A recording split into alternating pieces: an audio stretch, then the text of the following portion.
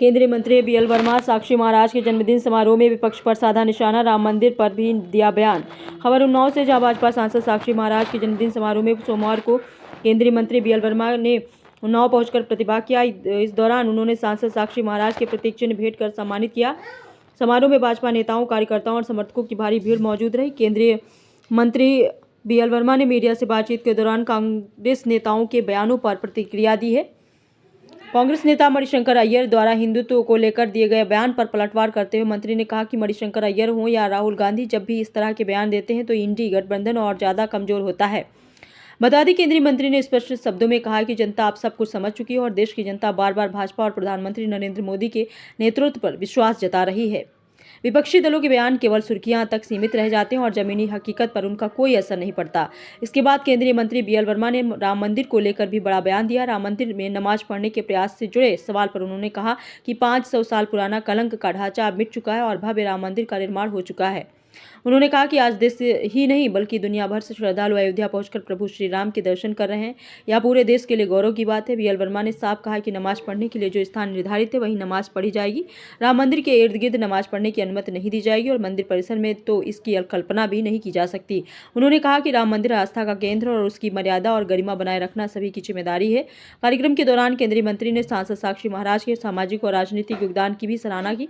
उन्होंने कहा कि साक्षी महाराज ने हमेशा राष्ट्रीय और सनातन संस्कृति के मुद्दों को मजबूती से उठाया है। जन्मदिन समारोह को लेकर पूरे शहर में उत्साह का माहौल रहा और बड़ी संख्या में लोग सांसद को शुभकामनाएं देने पहुंचे।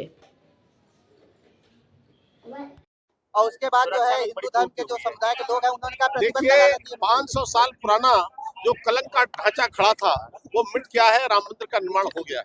आज देश से ही दुनिया भर से श्रद्धालु वहां दर्शन करने के लिए आते हैं, प्रभु श्री राम के का आशीर्वाद लेते हैं। तब मुझे लगता है कि जहां पर उनको नमाज पढ़नी है वहीं स्थान मिलेगा, राम मंदिर के इर्द गिर्द या राम मंदिर में स्थान उनको नहीं मिलेगा। तो महाराज के जन्म जयंती है कि एक ही धर्म को टारगेट किया जा रहा है लगातार।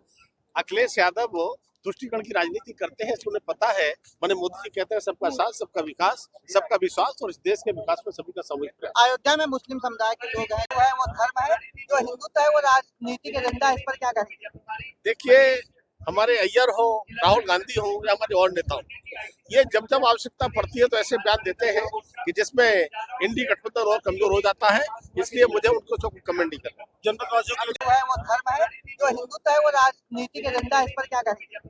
देखिए, हमारे अय्यर हो, राहुल गांधी हो या हमारे और नेता हो, ये जब जब आवश्यकता पड़ती है तो ऐसे बयान देते हैं कि जिसमें इंडी गठबंधन और कमजोर हो जाता है।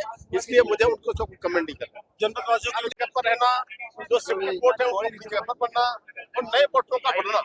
और जब SIR बिहार में जैसे कंप्लीट हुआ है, इसी प्रकार से 12 स्टेट में जो कंप्लीट होगा तो सबके वोट जो जेन्युइन है उनके रहेंगे और जो फर्जी वोट उनके कटेंगे।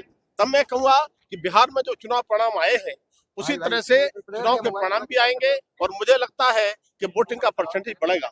इसलिए किसी के विरोध करने से SIR रुकने वाला नहीं है, चाहे उत्तर प्रदेश हो चाहे पश्चिम बंगाल हो। अखिलेश मणिशंकर